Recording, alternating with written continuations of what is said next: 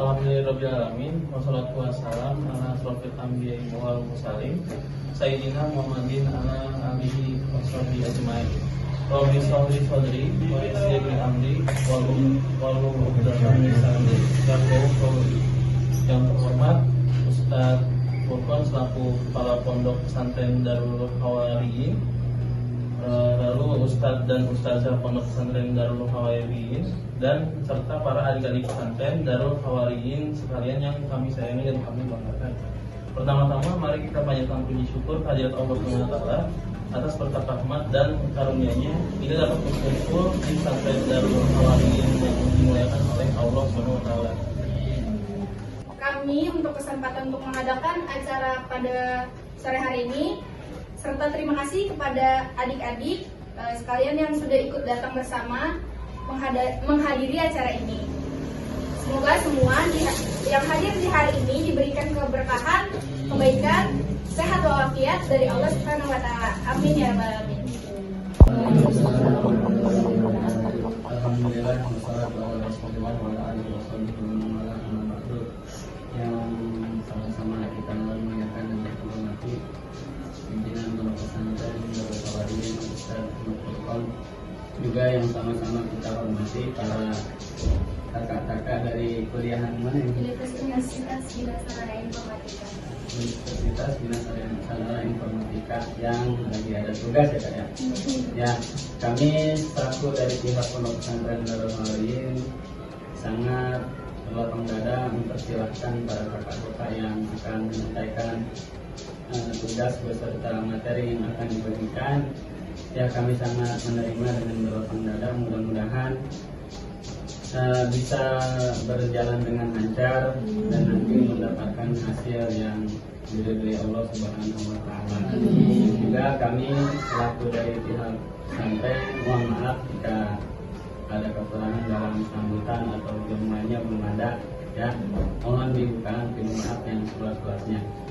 Ini semua kami dari Pondok Pesantren Darul Hawariyin masih sedikit santrinya, sekitar putra ada 9 atau 10 ya, 9 orang dan putrinya ada 3. Baru segini ya. Kami juga minta doanya mudah-mudahan Pondok Pesantren Darul Hawariyin bisa terus berkembang, Allah perluas wilayah dan bangunannya, dan Allah perbanyak santrinya, dan dijadikan semua santri dan keluarga Pondok Pesantren Darul Hawariyin menjadi orang-orang yang taat, orang-orang yang soleh dan solehah di jalan Allah Subhanahu wa taala. Mungkin itu aja dari saya selaku perwakilan dari Pondok Pesantren.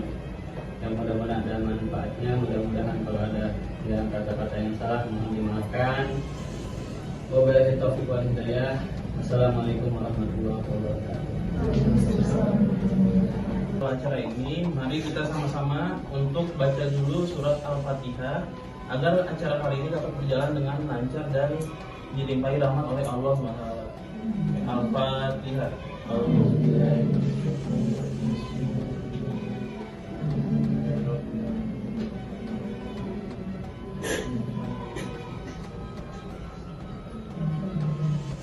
Pentingnya belajar agama untuk membangun pribadi yang lebih baik. Yuk kita bahas kenapa sih belajar agama itu penting bagi kehidupan kita sehari-hari, terutama anak-anak seusia kalian. Belajar agama itu bukan soal ibadah dan kepercayaan aja nih, tapi di dalamnya mengandung nilai-nilai yang baik yang bisa membantu kita menjadi orang yang lebih baik. Agama mengajarkan kita nilai-nilai seperti jujur, baik, sayang sesama, dan lain sebagainya. Ini dasar banget untuk menjadi orang yang baik di masyarakat. Dalam belajar agama, kita diajarkan untuk menghormati hak orang lain, menghindari hal-hal yang bisa membuat kita rugi, dan memikirkan kebaikan bersama. Contohnya, ketika kita belajar agama nih, kita diajarkan pentingnya jujur. Misalnya, kalau misalkan kita mengambil sesuatu tanpa izin, itu baik nggak? Nah, dengan belajar agama kita tahu kalau kita harus jujur dan hormat sama hak orang lain. Diberikan pandangan hidup yang bisa dijadikan sebagai pegangan dalam menjalani kehidupan sehari-hari. Jadi kita bisa dapetin tujuan hidup kita itu caranya gimana sih? Gitu. Karena hidup ini bisa bantu kita dalam mendapatkan ketenangan serta kekuatan dalam menghadapi semua masalah yang terjadi di kehidupan sehari-hari.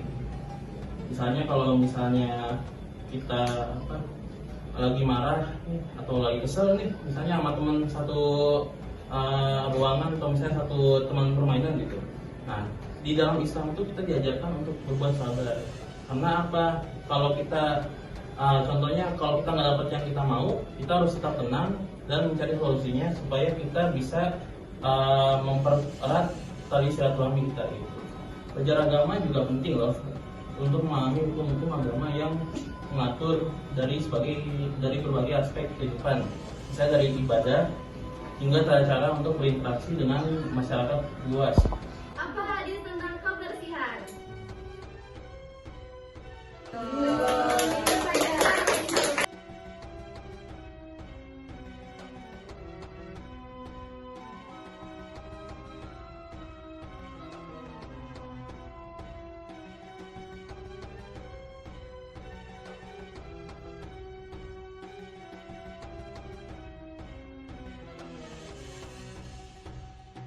Semoga tadi materi yang kakak-kakak sampaikan bermanfaat buat kalian, terus bisa kalian pelajari, terus bisa diamalkan untuk lingkungan sekitar kalian.